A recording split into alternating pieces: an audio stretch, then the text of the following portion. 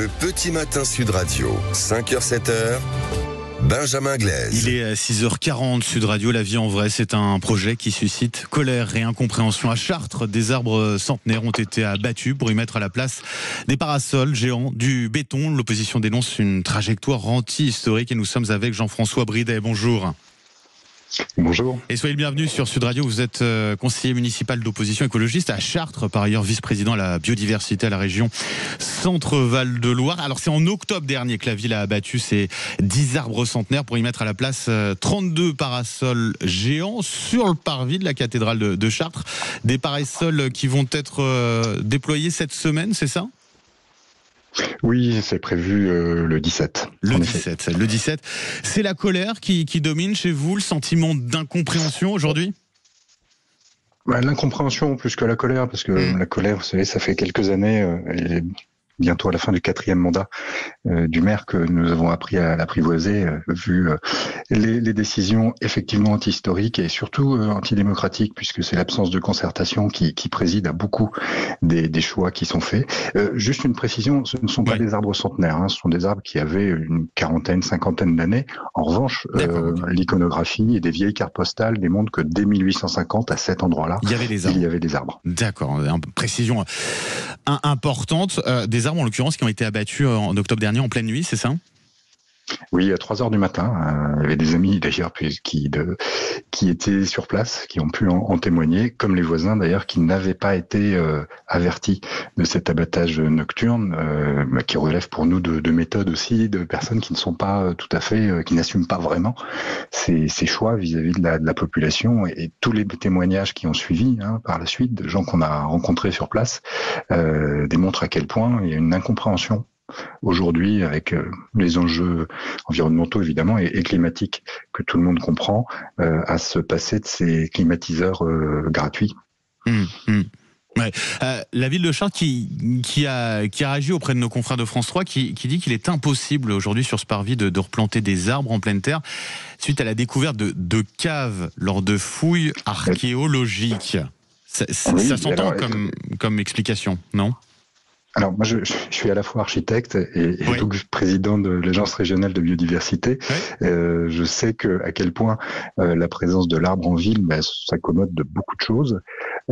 Ces caves étaient là depuis le Moyen-Âge, si vous voulez, et les arbres, eux, sont arrivés dès le 19e siècle.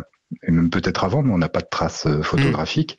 Donc non, ça n'est pas un obstacle technique en soi. Et si une dizaine et là en l'occurrence d'acacias, foraubignés étaient là, c'est bien qu'ils y ont trouvé à la fois suffisamment de nutriments et l'accès à l'eau qui leur permettait de s'épanouir. C'est-à-dire qu'il n'y a jamais eu aucun problème jusqu'à présent avec ces arbres, quoi. Non, ni de problème d'ailleurs sur le bâti et le patrimoine alentour.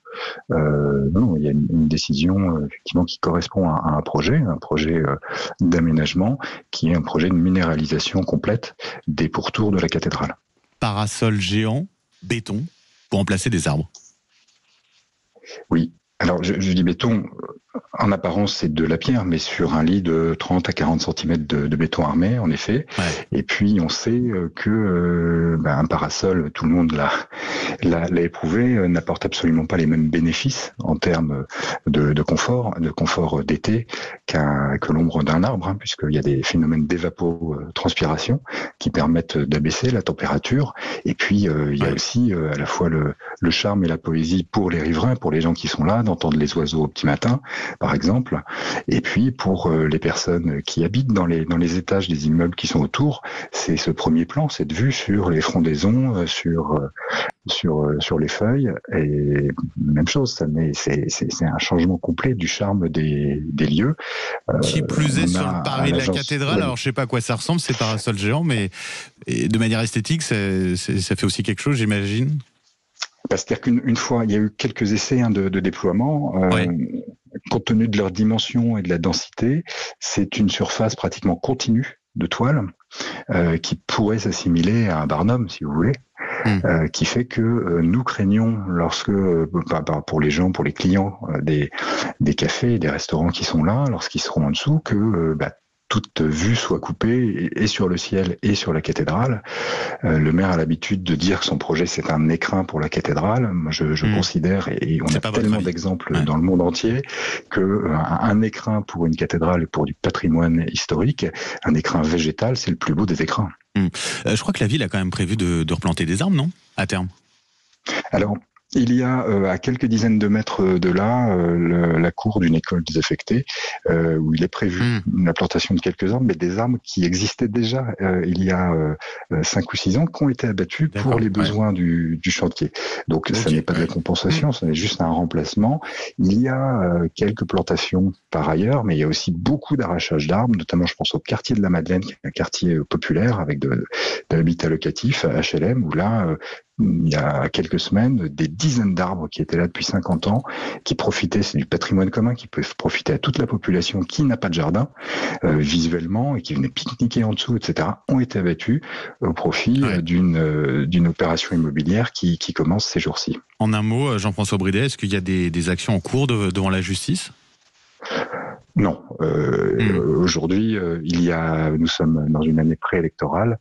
Vous connaissez le temps de la justice. Nous avons déjà eu, avec des collectifs, affaire au maire vis-à-vis de la justice. Là, aujourd'hui, le temps est politique.